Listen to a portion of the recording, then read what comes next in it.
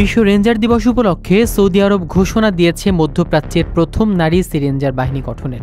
দেশটির prince Mohammed বিন Salman royal রিজার্ভের অধীনে এই বাহিনী গঠিত হয়েছে। ভিশন 2030 অংশ হিসেবে নারী ক্ষমতায়ন ও পরিবেশ সংরক্ষণের উদ্যোগ নেওয়া হয়েছে।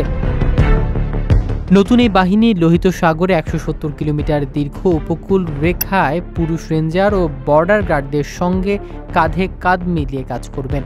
বর্তমানে রেঞ্জার বাহিনীতে 246 জন সদস্য রয়েছে, যার মধ্যে 34% নারী। 2024 সালের জুলাইয়ে প্রথম ধাপে 7 জন নারী সি রেঞ্জার প্রশিক্ষণ শেষে আনুষ্ঠানিকভাবে দায়িত্ব পালন শুরু করেন। তারা সমুদ্র টহল, জলজ নিরাপত্তা, সাঁতার এবং মাঠ পর্যায়ে নানা কাজে প্রশিক্ষিত।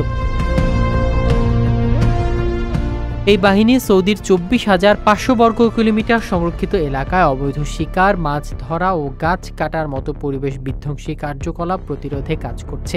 এই উদ্যোগ নারীদের ঐতিহ্যগতভাবে পুরুষ প্রধান খাতে সম্পৃক্ত করে গোটা অঞ্চলের জন্য একটি দৃষ্টান্ত স্থাপন করছে। প্রিয় প্রবাসী, আপনার নিরাপদ ভবিষ্যতের জন্য অর্ধেক দামে আজই ফ্ল্যাট বুকিং করুন। ঢাকায় প্রবাসী সিটি দিচ্ছে সীমিত সময়ের স্পেশাল অফার। জমি ও ফ্ল্যাট একসাথে। যোগাযোগ করুন স্ক্রিনে দেওয়া নম্বরে।